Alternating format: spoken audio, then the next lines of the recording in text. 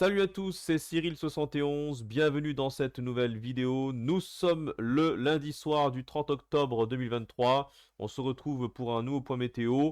Comme vous l'avez vu, j'ai annulé mon live car les modèles sont vraiment très difficiles à cerner au niveau de la fiabilité. On a une bagarre entre le modèle européen ici que vous voyez à l'écran et le modèle américain GFS.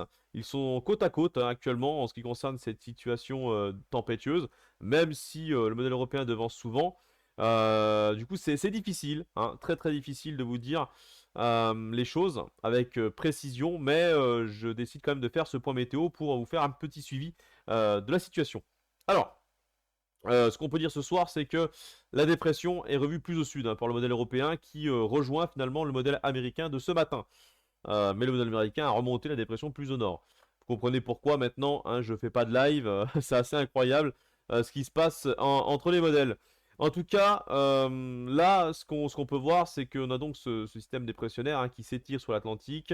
La dépression mer hein, qui se situe hein, du côté de l'ouest de l'Irlande, hein, ici. Et donc notre dépression qui, ça y est, se creuse en interaction avec le jet stream hein, qui se situe là qui soufflera entre 300 et 330 km/h, donc puissant, hein, très puissant, qui va pouvoir développer la dépression et qui va créer une dépression explosive, hein, une bombe météorologique. Vous voyez ici, hein, elle se développe parfaitement bien dans notre direction. Hein, très très belle dépression, dynamique, belle tempête. Hein. Franchement là, c'est incroyable. Les isobars qui sont très resserrés, le creusement qui se poursuit jusqu'à 955 hectopascales du côté de la Manche en matinée de jeudi, vous voyez ici. Donc vraiment impressionnante dépression. Du coup, les valeurs de vent, alors prévues par rapport à ça, hein, parce que là, il y a un petit peu de divergence, encore une fois, en ce qui concerne la trajectoire précise de cette tempête. Du coup, le moindre petit décalage nord-sud peut tout changer. Hein. C'est ça la grande difficulté de la situation. Alors, pour l'instant, les vents prévus, ça serait autour des 150 à 170 km/h sur les côtes, hein, notamment les plus exposées de la Bretagne, en allant du côté de la Normandie. Voilà, Finistère, Morbihan, Cotentin. Donc attention sur ces secteurs-là. Ça s'annonce vraiment dantesque avec également une forte houle, donc vague submersion. On attend des vagues entre 10 et 13 mètres. Hein, donc voilà, situation extrêmement dangereuse sur les côtes. Et à l'intérieur des terres, que va-t-il se passer? Eh ben, là aussi, bon, sur les côtes, c'est sûr que ça sera la violente tempête, mais dans les terres, c'est un peu plus incertain. Justement, encore une fois, par rapport au positionnement précis de la dépression. Alors, ce qui se passe, c'est que on a des vents de sud-ouest hein, qui, on voit très bien, s'engouffrent sur le pays. Alors, on a une incertitude, notamment du côté des régions centrales, où ça serait un simple coup de vent ou un fort coup de vent. Dans tous les cas, avec le scénario CEP, on a quand même une tempête hein, qui concernerait un quart nord-ouest du pays. Donc toutes les régions, en allant à l'intérieur des terres de la Bretagne, Pays de la Loire, une partie de la région centre, Île-de-France, et plus tard dans la journée les Hauts-de-France avec le décalage de la dépression. Donc, eh ben, les vents dans les terres, là, seraient autour des 100 à 110 km/h. Hein. Voilà, hein, c'est costaud. Hein. Voilà, de très très fortes rafales de vent. Du coup, c'est à surveiller. Hein, à surveiller de très très près en ce qui concerne donc ces régions du nord de la Loire.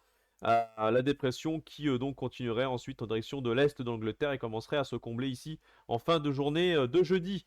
Voilà, dépression, je vous l'ai dit, une tempête qui sera quand même violente. Hein, violente tempête, c'est quasiment sûr en tout cas pour les côtes bretonnes et les côtes de la Manche.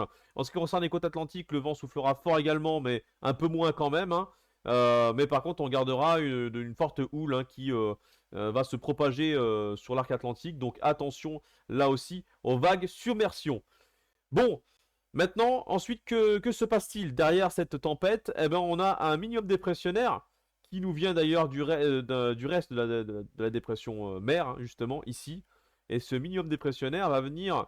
Alors, on ne sait pas trop ce qu'il va faire. Là, ce soir, CEP voit cette petite dépression se combler très rapidement. Donc, ça vaut rien. Mais d'autres modèles la voient un peu plus creuse et qui pourraient occasionner un fort coup de vent, voire même une tempête hein, pour la côte basque en particulier. hein, ou les côtes de la Nouvelle-Aquitaine. Du coup, il faudra quand même revenir un petit peu peut-être, surveiller cette petite dépression ici qui finalement voilà, est reprise par la tempête, autour de la tempête et qui revient en flux de nord-ouest ici, puisqu'on a le jet stream en fait qui se situe là, qui plonge en flux de nord-ouest, donc elle serait reprise ici. À surveiller quand même cette petite dépression, elle a l'air inoffensive, mais ça pourrait bien souffler là-dessous. Puisqu'on voit que les isobars sont quand même bien resserrés. Maintenant, on parle d'une autre tempête qui est beaucoup plus vaste, celle-ci par contre, et qui est flagrante. Hein, celle-là, elle n'est pas minuscule. Immense dépression qui se creuse au large de Terre-Neuve et qui va être reprise par le jet stream là aussi. Donc cette dépression, on ne sait pas trop ce qu'elle va faire. Hein. Est-ce qu'elle va cautionner une deuxième tempête qui cette fois-ci concernerait un peu plus de régions, notamment à l'intérieur des terres?